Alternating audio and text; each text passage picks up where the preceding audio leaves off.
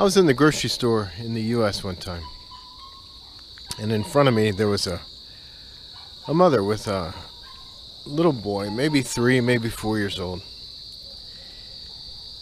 and we're waiting for the checkout.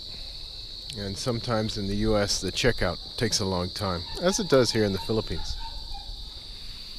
Well, the little boy had grabbed a chocolate bar out of the candy rack that was right there by the checkout.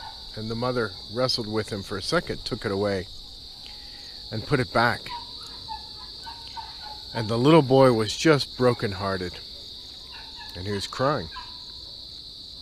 And it was real tears, real sorrow on his face.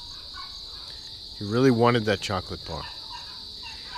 And I was looking at his cart, and I was thinking about it, that he had bread in his cart, and vegetables, and meats, eggs, milk. A really good diet was in that cart. The mother was well dressed, the little boy was well dressed, had nice shoes. And the mother wasn't nervously counting her money or nervously counting the items, making sure she had enough money. Nothing like that. She knew she had enough money. So the little boy really came from a really nice home. He was going to have a really nice diet all week. But all he could see was that chocolate bar that he wasn't going to get. And he was really heartbroken.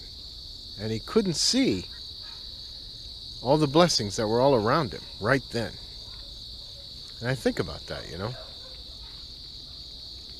I think that that's how God sees us sometimes. We get so focused on what we want that we forget about all these blessings that God just rains down on us.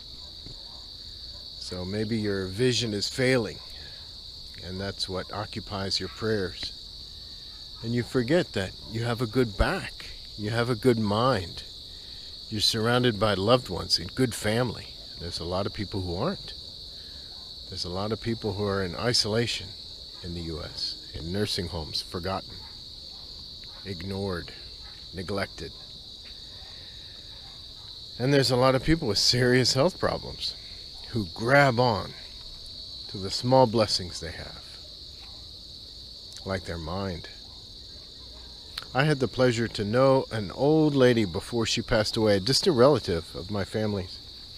And her grandfather, that she was very close to as a little girl, had my same name. So she had a soft spot for me. So whenever my family was in her part of the U.S., we would always stop, and she would always want to visit with me and tell me stories about her grandfather, my distant great uncle.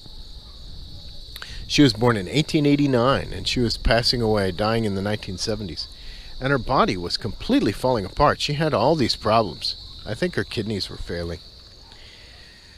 But her mind was still very intact. And she talked about that with me, that she was bedridden and she really couldn't get out of bed.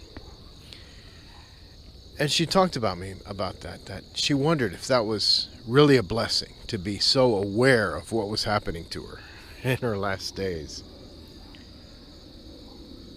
And then I saw my grandmother, my mother's mother, pass away from Alzheimer's, and had the opposite occur, that her body lasted long after her mind had left. And I've seen so many people pass away that really wanted to stay, that were fighting to stay, despite so many problems that they had. Because they could see the blessings that they had. And so many people are surrounded by blessings, but like that little boy, crying. So all they can see is that one thing they can't get. So that image, that experience that I had with that little boy at that supermarket, that stays with me. And whenever I get really upset and I find myself praying about something very specific, I remember that little boy and I think, this is how God sees us. All he did was just take away that one little chocolate bar. He still left us with this whole cart of all these wonderful things. I think about that. Well, thanks for joining me. Looks like we might have some rain here in Cavite. Beautiful evening here. Bye for now.